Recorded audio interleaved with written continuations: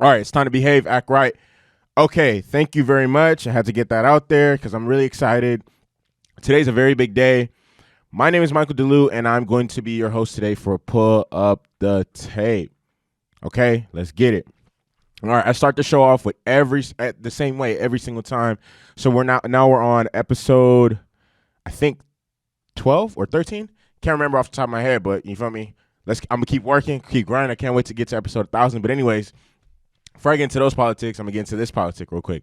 All right, if you're listening to this podcast on Apple Podcasts, Spotify, or SoundCloud, or any of the other platforms that my podcast is distributed on, thanks to Anchor, do me a favor and share this podcast with anybody you know that loves sports. It would be a really, really big help to me and to everything I'm doing and to where I'm trying to go and where I see myself going. So it's a massive help, and it only takes a couple seconds. Like, hey, new podcast, Michael DeLu, dark-skinned, half African-American brother, handsome. He talks his talk. You should tap in. It's just as simple as that.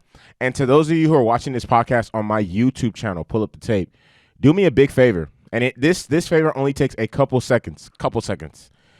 Like this video. Feel me? Hit that like button. Leave a comment. You know, people are commenting lately. You know, it's only been 2 or whatever, a few, but I respond to all the comments because it's not many. I see them. So, you know, I love the engagement. And then also subscribe to my channel and hit the bell notification. It's been a minute since I got a new subscriber, but I'm trying to get another one. Okay. All these things only take a couple seconds, and they do a lot to help me within the YouTube algorithm, to help me growing and helping me getting on the suggested videos. Okay. If you help me get on that really is going to take me to the next level.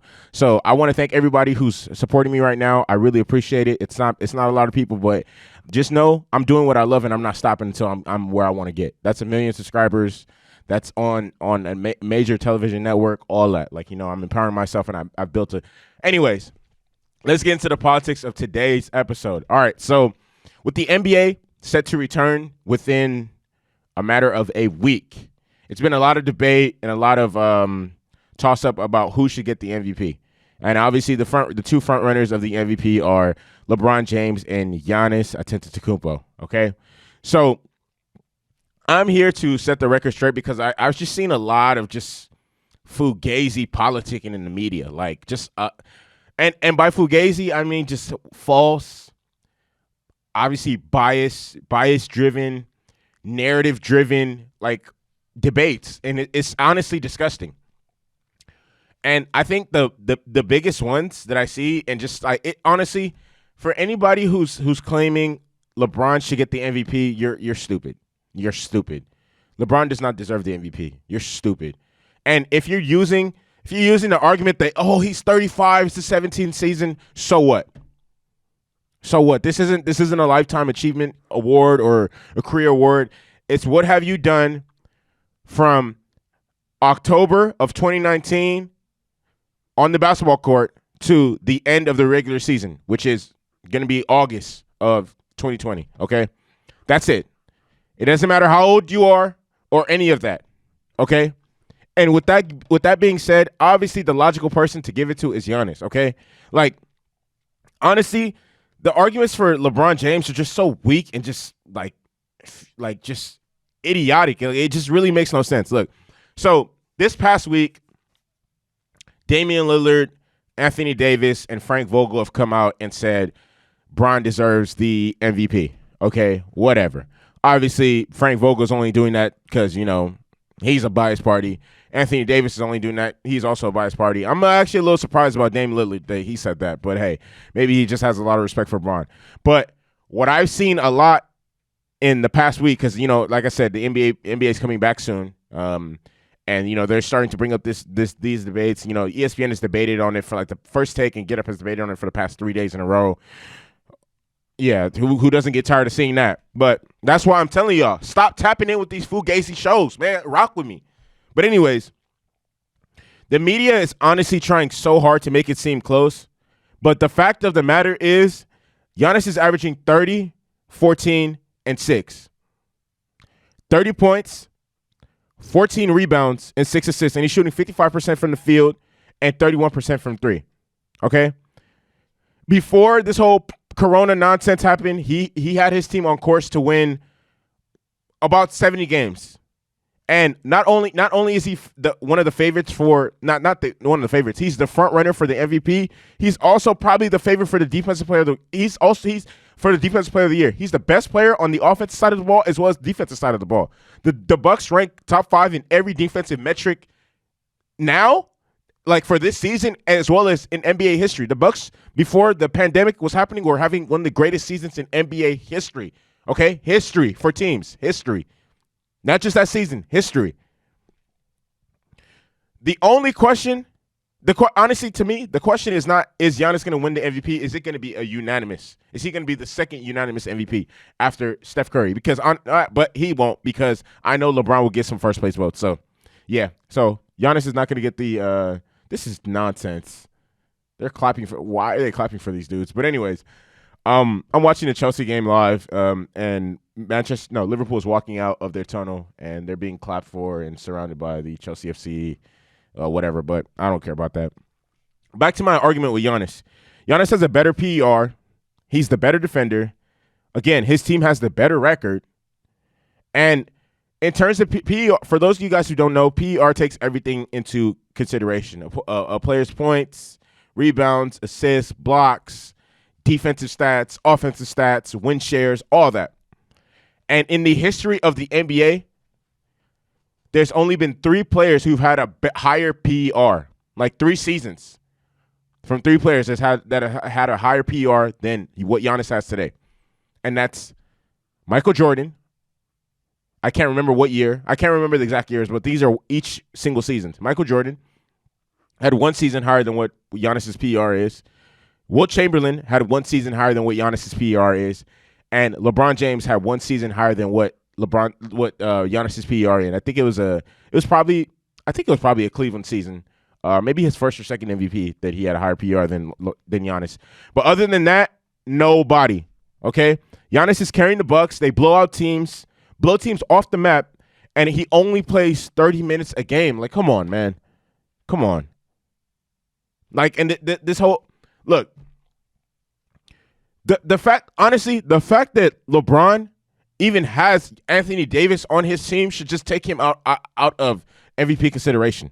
Come on. And then I don't want these people in the media, these idiots in the media like Stephen A. Smith, Kendrick Perkins, like, honestly, ESPN has the worst lineup of all their analysts are brain dead.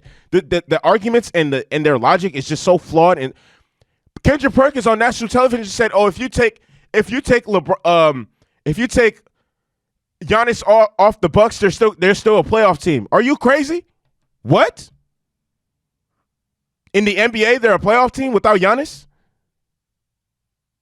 No, makes no sense.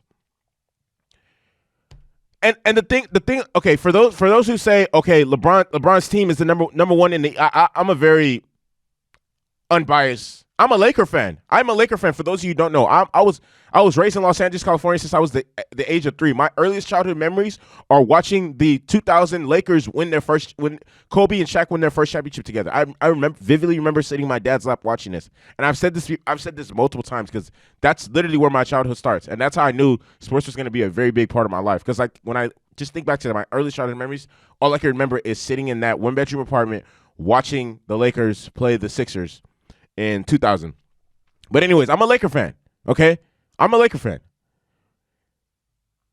It doesn't matter.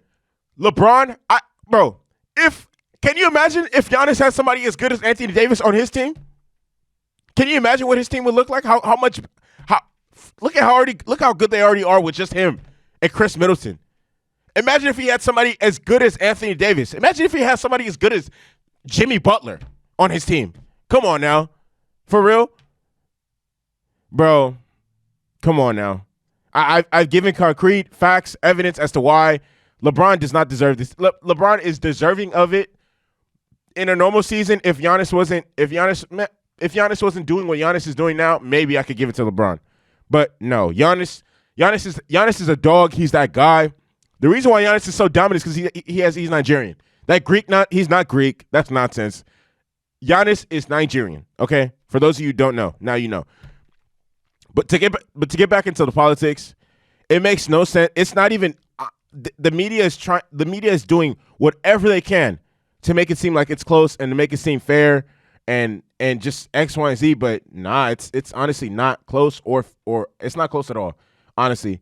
And then like I'm even seeing, I seen a YouTube video earlier today where like the media is like, oh, because of Kobe's death and all this other stuff, like, you know, LeBron has had to shoulder a lot emotionally. I'm like, what does that have to do with what's being played like on the court? Like that honestly doesn't even make sense. Like the fact that the ESPN, Rachel Nichols, I'm gonna call you out, would even do something like that's a little ludicrous. Like they're trying their absolute hardest to spin the narrative that LeBron should get this MVP, and I'm not really having that. And honestly, it's not even close. Like majority of most people who with logical sense and actually do watch basketball understand, yeah, it's Giannis's trophy to lose.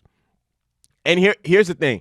After seeing the way some of these people have debated this topic, it makes me happy that certain people don't get a vote in the MVP. I.e. Stephen A. Smith, i.e. Kendrick Perkins, i.e. Marcus Spears, i.e. a lot of guys who are in the national spotlight and report on the NBA, or that be on Fox, ESPN. Some of those dudes should never be allowed to vote for MVP. Thank God they're selective on who they pick to do that. But anyways, I'm gonna wrap that topic up to my next topic. Wow, it's my next topic.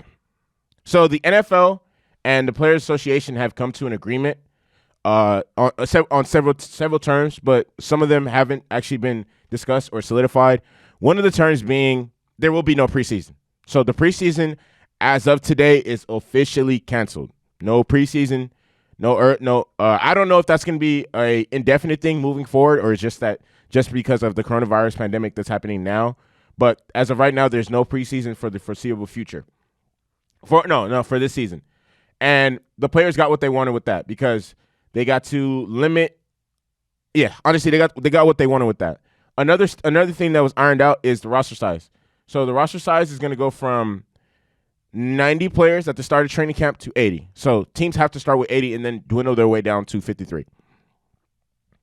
And honestly, after the conclusion of these this, it's just safe to say, the product that will be presented on week 1, the first week of the season in September, it's going to be sloppy.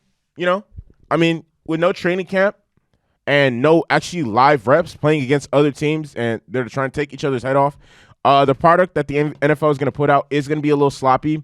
But here's the thing. I don't mind that. Why? Because sloppy football is better than no football. Okay, I'll take a sloppy NFL over no NFL at all, because we already don't have college football. No, we already don't have college. Yeah, that's true. We already don't have college football in the fall. So I'm not going to be too particular, too picky on what type of football it comes back in when the NFL does start playing, because honestly, I need football. I need football. Like, I love football. I love all sports. So I'm not going to be picky on that. Like I said, a sloppy NFL is better than no NFL, and just I'm happy that they were able to come to some sort of conclusion, because no season at all would cost everybody a lot of money. A lot of money. Okay, no season at all. No, I'm not here for that. I'm happy that they were able to get things situated and sorted out, because that was definitely like what I was hoping would never happen. So it's confirmed that that's not going to happen. So I'm excited about that, and I really look forward to the season starting. But some other things that still haven't been discussed or negotiated is what happens to those players who have to opt out for family reasons. Okay, so that's one thing they need to discuss and iron out. What about players who just because? What about those players? Okay, players like somebody like who's in the Avery Bradley situation, who has a son who has respiratory issues that they can't. It's not in their best interest to even go into that situation, because again, the NFL is not pouring a bubble. What the NBA is doing, the NFL can't. Honestly, it's just too big to have to do that. There is no bubble. There's no bubble situation for the NFL. Too big. And yeah, I think that's the main thing. The main reason why they can't do that is because they're too big. But I think that's one thing that still hasn't been discussed or ironed out. Okay, what's going to happen for those players? So I'm hoping that sometime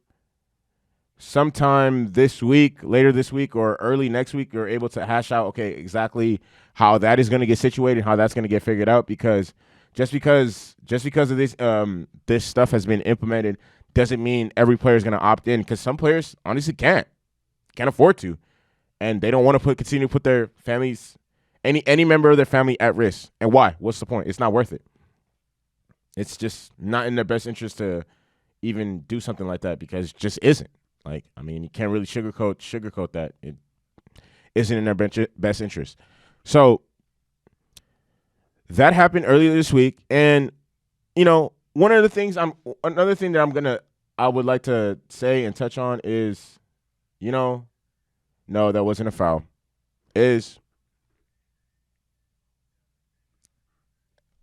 We all hate preseason football anyways. Like, I mean, granted, I've never tried out for an NFL team, so my view, I just think it's useless and boring, and it's not the funnest thing to watch. So the fact that it's gone, I mean, even dating to when I first started watching football, I always thought preseason football was absolutely useless. So good riddance. I hope they cancel it entirely, because it's not really the best. But I do feel for those individuals who weren't drafted, which I know there's a good amount of people who I know that weren't drafted that are trying to make a team through training camp and through qualifying, through playing good in the preseason. Unfortunately for them, it's gonna, like, their journey to the NFL and their journey to securing generational wealth for their family just got 10 times harder. But hey, you'll probably feel more vindicated upon receiving a roster spot after you're able to do that during this situation, because that means you fought through hell and back. You're not going to be denied of the opportunity to realize your dreams, and yeah, to be honest, like, I'm here for it. So that's my take on that. I can't wait till things get started and all training camp gets into motion and gets into the swing of things, and I'm really happy that the NFL was able to come to some sort of resolution with the players, because again, like I've been saying for the past couple of weeks, what the players have been asking for isn't illogical, and it's based off and they're arguing in good merit, and because at the end of the day, their health of themselves as well as their family members is honestly going to be seen as the most important thing to them. Like, why wouldn't it be? I mean, my health, and with anything I'm doing, I'm always going to think about the health of my family and the people around me. So I can't fault the players for thinking that way as well.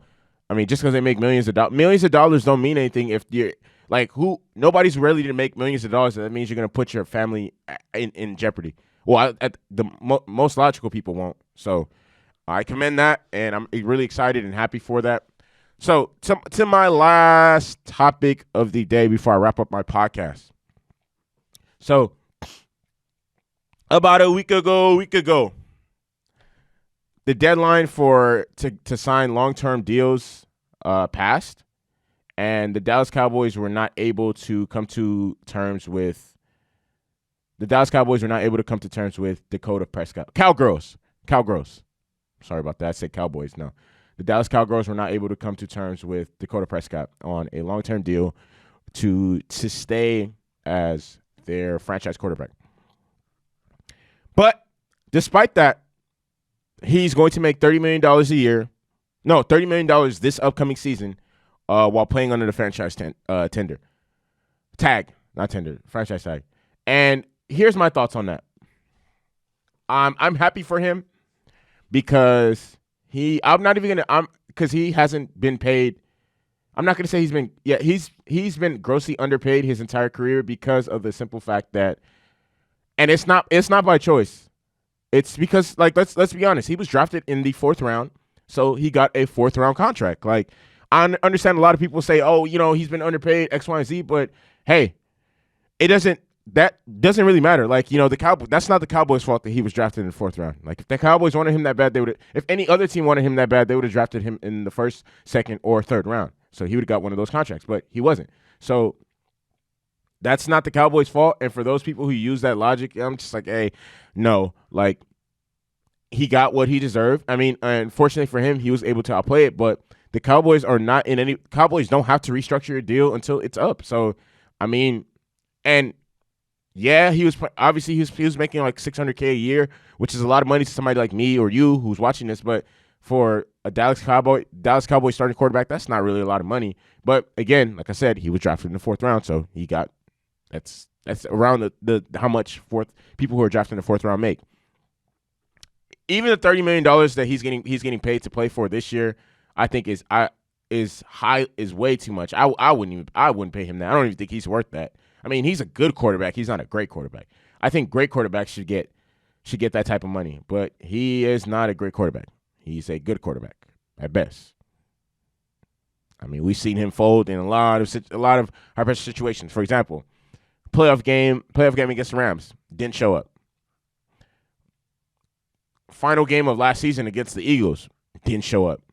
That Eagles team, the Cowboys actually had a better team than them, and they weren't able to make the playoffs last year because of that. He had a career year last year, but they still weren't able to make the playoffs. So what does that tell you? It says a lot. So I don't know. I mean, yeah. So another thing is, with his franchise tag, he's getting more. He's going to get paid more money than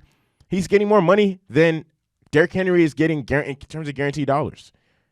Franchise tag is fully guaranteed. Derrick Henry got a $50 million contract with $25 million guaranteed.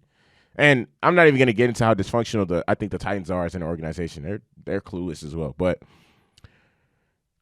it's quite honest that the Cowboys really didn't want to sign Dak Prescott to a long-term deal, because if they did, they would have got it done. Like that's it. And honestly, I hope for Dak Prescott's case, he doesn't regret this decision, because one, I honestly don't think he's going to be the starting quarterback for the Dallas Cowboys next year. And not only do I not think that's going to happen, I also feel like the Cowboys truly didn't want him I think they did want him, but not not with the terms that he wanted. And for Dak, I hope like he can convince himself that he made the right decision, because for him to turn down, just like leave all that money on the table that they were being offered, like, bro, I don't know what you're telling yourself, but you got to tell yourself something good to convince yourself that you made the right decision. Like, that was over $100 something million in guaranteed dollars that he just turned down for just so he could become a free agent a year sooner. Like, yo, man, like I don't know about that, because I know a lot of people like to tell the good of stories and stuff like that, but like, when they tell stories, they like to tell it where they can make themselves feel good about it. But I don't know how you can make yourself feel good about turning down that kind of money. Like, that's a lot of bread just to willingly turn down, And it's been reported that, on the last day they tried to make Dax Camp. I don't know how true this is. The Dax Camp tried to make an effort to sign the contract that the Cowboys had offered him, but the Cowboys said, nah, we'll pass. So, and it's just not enough time to work out the deal, because, the Cowboys felt like they had the leverage in that situation. So for Dak, again, I'm happy he's playing under the tag.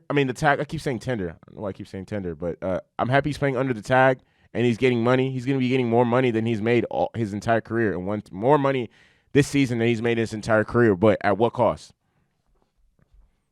He just gave up. He gave up a lot of money. And here's the critical thing about it. I don't know a lot of other teams that are willing to offer Dak the type of money that the Cowboys are willing to offer him. Like, I don't know. Like, the Cowboys are ready to overpay him. I don't know a lot of teams that are going to do that for a quarterback who hasn't proven himself in the playoffs. He's only won one playoff, one playoff game. Actually, he's only won one playoff game. I don't know a lot of teams that are honestly willing to overpay for somebody like that. And Dak has had a great situation since he's coming to league. They've always had competent receivers around him. He has a workhorse running back, one of the best offensive lines in NFL history, and he hasn't really been able to do much with that. But this is all part of this. All goes into a storyline that is the NFL, which is like a big reality TV show, to be honest. But that wraps up today's podcast. I want to thank everybody who did tune in and listen today. I really do appreciate it. Once again, I'm going to urge everyone who's listening to this podcast on Apple Podcast, Spotify, SoundCloud, or any of the podcast streaming services that I'm on, to share this podcast with your peoples. Anybody you know that loves sports, share this podcast with them. I promise you they'll love it. I'm high energy. For the most part, I feel like I politic the right way. You won't hear any stupid takes from me like the way you'll hear on ESPN and whatever. But for those of you who are watching this podcast on YouTube, do me a favor, like this video. It only takes a couple seconds. Leave a comment. It only takes a couple seconds. Hit the subscribe button and bell notification. It only takes a couple seconds. So also share this channel with anybody you know that loves sports. Share again,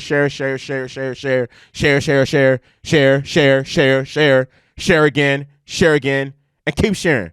Okay? And help me run it up. Bow, movie, let's shake the room.